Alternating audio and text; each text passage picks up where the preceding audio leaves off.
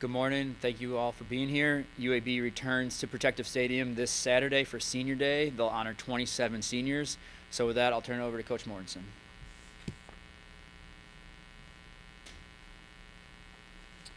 Hey guys, look again. This is obviously, I know I got to talk about after the game, a very disappointing game against North Texas last week. One, give them credit. Coach Morris has done a great job there. They've done a great job recruiting, do a good job coaching their players, good job instituting their scheme.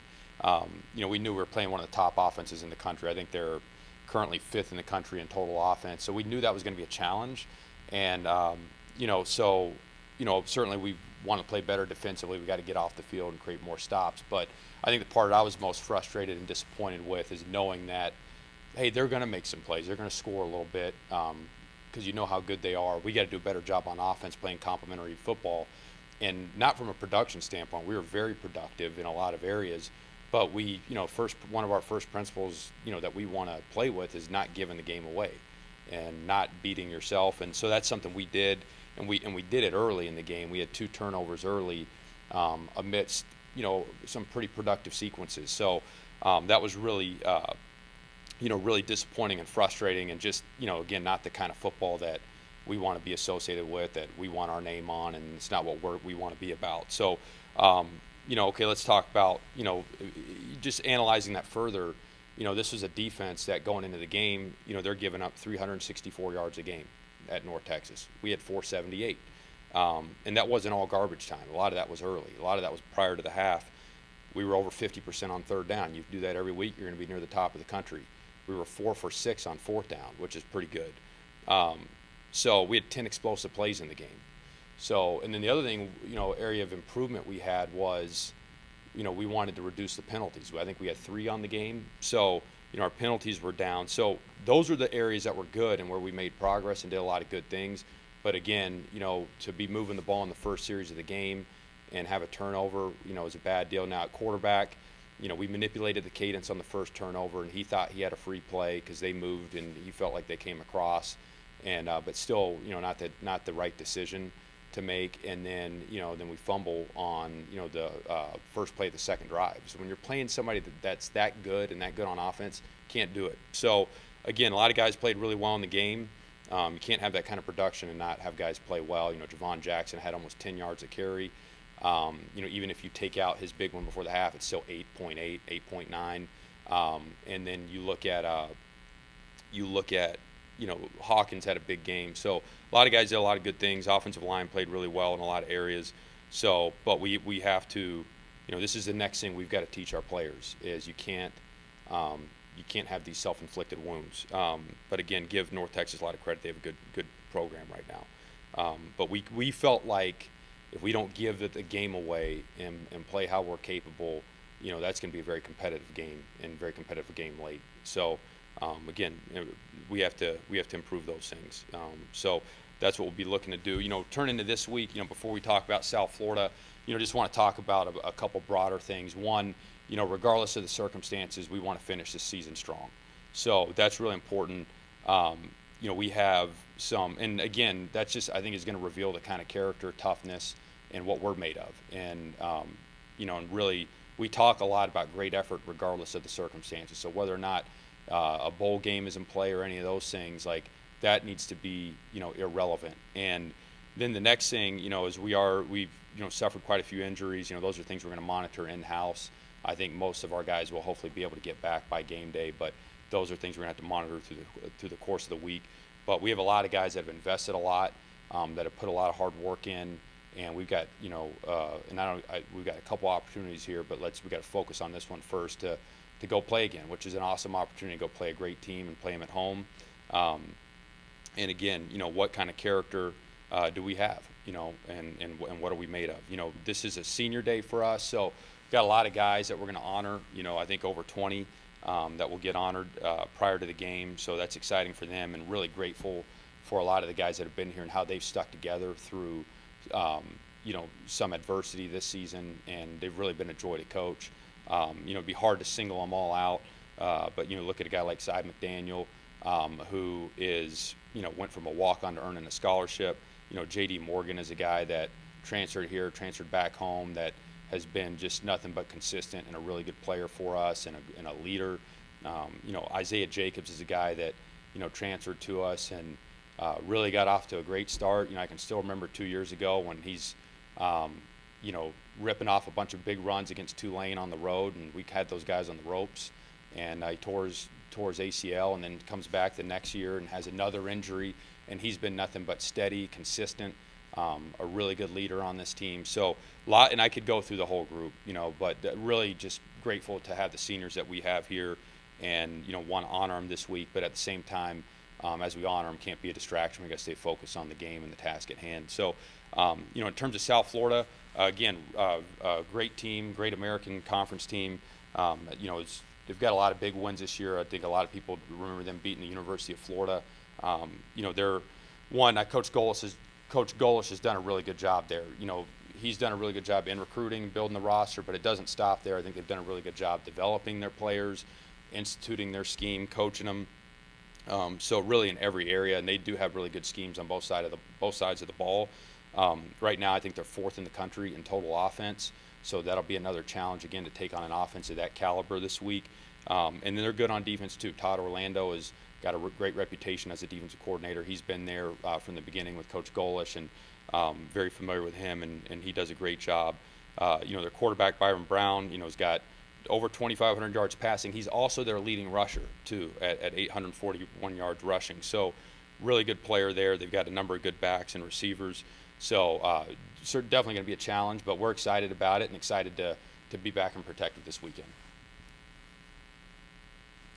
Hey, Coach, just some of the missed tackles you saw in that game. What'd you make of that? And at this point in the season, how do you hope to try to correct that with 2 games left? Yeah, I think we have to do a better job tackling, and that's been a little bit of a yo-yo. I think one of the points of emphasis has been to improve the tackling, and some of that is about how you practice. We've got to thud the runners in practice. We got to practice right with the right technique and wrap up and play long stride to short stride and just do a better job fundamentally of tackling. That's certainly a part of it, and those things again are still habits that we have to create in practice, and so that's been a point of emphasis. And then I think the other thing too is sometimes when your mind is clouded with, you have mental clutter, sometimes you don't play as fast and as aggressive as you need to. I thought North Texas did a good job of doing some things, whether it's playing with tempo and pace, to maybe get guys to not play as confidently and as fast as they need to. So there's certain things, and Coach Russ, our defensive staff, they're aware of that. They're going to try to institute some things further to continue to help us there. But I would say if you reflect back, say, the Rice game or Memphis, I think tackling not perfect by any stretch of the imagination, but I think we've seen some progress. And so I think some of it you got to attribute not just to the fundamental part, but also, the mental clutter, are we playing with the kind of aggressiveness we need to, because there's some doubt too at times. You mentioned about not being bowl eligible now, not having that out there. How do you go about, you can talk to them. I know you can talk to them and tell them, but are there other ways you can sort of keep them motivated and, that type of thing, especially in practice? Right, yeah. Look, I think one, it's this. I mean, if you have an opportunity to play and compete, I mean, you should, if you're playing this game, I mean, you should want to give it your best, if you're a football player and a competitor. So it's like, that just, to me, it's almost like an obvious thing, but I know it's not everyone's wired that way, and not everyone's wired, from intrinsic motivation, if you will. But I think there's a couple ways to look at it, and this is something we talked about going back to when, we had, all the change prior to the Memphis week, is this. One, a lot of guys are still about the team. They're bought into the team, they believe in each other, they love each other, and they want to go, play for UAB and for the guy to the left and right of them. And so I think there's that part too. At the end of the day, we're going out there playing, that running back is counting on the left guard and the left tackle, and, everyone's counting on each other. And so I think if you care for each other and the guys in the locker room, you're going to go give your very, very best in the practice weekend on game day. Then there's another layer, okay? Talk about this in football. The video is your resume. If I want a job, most of the time people are going to ask for a resume, right? Well, what's my resume in football? It's really 2 things. It's the video and it's your reputation, in the locker room and amongst your coaching staff, amongst your teammates. And so this is an opportunity for a lot of guys, some of which that want to still have an opportunity to play professionally, play in the NFL. A lot of them, are going to want to still stay at UAB. Whatever happens here, they're going to want to be a part of this program. And we still I mean, I still believe this program has an incredibly high ceiling. I think we got resources, people around here that care. We got great geography. So I think there's every reason for a lot of these guys to want to stay a part of this program. And if you want to do that, you're going to finish the season strong. And then there's another category of guys that are going to have their eyes in the portal. Well, of those 3 categories, does it serve any of them to not give their best for 2 weeks? The answer is no, it doesn't. And so the best thing to do is for these guys to go build their resume more by putting great things on video. And then the other thing too, my former, boss used to talk about this a lot is, he'd give this speech, and I'm probably going to butcher it, but he'd talk about and or but. And he'd say when, you're getting evaluated as a player, they'll tell you, hey, this guy's got great balance, body control, he's got short space quickness, makes contested catches, this, that, the other. And then there's going to be a point in that write-up, it's going to say, and has great character, treats people well, teammates love him, is kind to the equipment staff, so on and so forth. Or that word's going to say, but poor academically, treats people poorly, selfish. So that's the other part, too, is everyone's got a decision to make right now on not just the film they put out there, but, how are you going to conduct yourself in the building? How are you going to conduct yourself academically? So, the best thing for everyone to do is to put their best effort, put their best foot forward right now. So to me, I think there are a lot of ways to frame that to the players, and I think they will understand that. And I didn't spot Corey Milner the other day on the sideline. I don't know if he was there or not. I didn't see him. Is he still with the team, and was he there? Yeah, Corey is, we're handling that internally, but, really like Corey and believe he can have a very bright future, and just a couple things we're handling internally right now. That's all I'll say there. What went into the decision to start Jalen over Ryder in that matchup? What was your ultimate? Yeah, it's a great question. I mean, look, both guys are really good players. I think both of them have a bright future playing football. Ryder's obviously younger, and Ryder he's a really good player. He's a good young player. I think he's going to be a great player. He's smart, intelligent, works really hard. I think we got to see him play, great football against Memphis here at home. Where he went like 20-27 and led us to a big win and commanded the game really well. And then, again, I've mentioned this post-game, I think the quarterback position, often gets too much blame and too much credit a lot of the time. And believe me, I'm as hard on these guys as anybody. I really am. But you look at Jalen Kitna, I mean, prior to his injury, talking about this season, not a year ago, this season, this guy was playing pretty well, by and large. I'm not saying he played perfectly. He was playing pretty darn good. Guy was like second in the country in completions per game. He was leading the American in passing, which is pretty tough to do in a really good league. And so, I know, so here's my point. Jalen was playing really good football at the time of his injuries, and he had 2 significant upper body injuries. We haven't been very specific about disclosing what those were. Probably came back too quick, and that's really on me. I probably should have pumped the brakes on that. He was eager and ready to get going. But upon him getting healthy, wanted to start him and get him back out there and playing. And I thought he played really well in this game. I mean, again, we were over 50% on third down. A lot of that was him. This guy we had 10 explosive plays in the game. I think the one turnover late, and he was trying to throw the ball out of bounds. It was bad. He's kicking himself. He knows you get outside the tackle box, you got to throw it into the first row. So, but anyway, those are some of the things that factored into him playing. I know I'm going to get criticized, and I get it, for, Ryder came in and on the first series and had an interception. As I mentioned, he thought he had a free play on that. And I joked after the game. I mean, it's not that it's a laughing matter, but 1997, Steve Spurrier is playing, Florida State when they're ranked second in the country. He rolled his quarterback every single play, and they won the game. They had 499 yards of offense. They had no picks. So, at the end of the day, we trust Ryder. We're confident in him. If we'd thrown a trick play pass with the receiver, I'd rather put Ryder out there, and let him make a decision. So, still have a ton of confidence in him. So, anyway, really like both guys, but, Jalen, this has been Jalen's job, and didn't want him to lose that job to injury, and have a ton of confidence in him. And he was 1 of 8 on deep balls last weekend. Right. Does that have to do anything maybe with the shoulder, or was that more just circumstantial with, Well, what he was facing? we wanted to take some shots, in the game, when they're playing tight coverage, and, it's a two-way street, too. Like, we got to win on routes. got to compete for the ball too. You know, we give you a chance to win on a 50-50 ball. Like, we got to go get it. You know, and I think our receivers are playing really well, but you know, there are still some opportunities there to go, you know, win on some of those as well. And some of it, it's the routes, putting yourself in position. Some of it's tracking the ball and competing for it. You know, when you're getting tight coverage. So, and then some of it is quarterback play too. You know, and accuracy. But again, you know, this is a team that was 8th in the country in pass defense going in the game, 8th, and they were giving up 160 yards a game, and Kitten went out and threw for like 288. So, you know, I mean, he did a pretty good job, you know, passing against these guys. And it was not like they just went and played soft coverage the whole game, you know. His shoulder was affecting No, I'm sorry. You had to specifically answer your question. No, I don't. I think his power is pretty well back. I really do. Yeah. Let's just stay on Jalen for a second. How did you think he handled the whole, just emotional part of this whole thing? You know, being injured, Yeah. and then having to sit and watch, and then, you know, Ryder getting a lot of attention for his game. How do you think he handled that part, that aspect of this thing? I think Jalen handled it really well, and you know, and you know, I think he's really had really good maturity about him. Stayed engaged, you know, even when he was hurt, and you know, and Ryder obviously had a good bit of success, and you know, paid attention in walkthroughs, still helped, tried to help Ryder in game, was, you know, helpful in meetings. So Jalen has been nothing but a pro, you know, through all of it.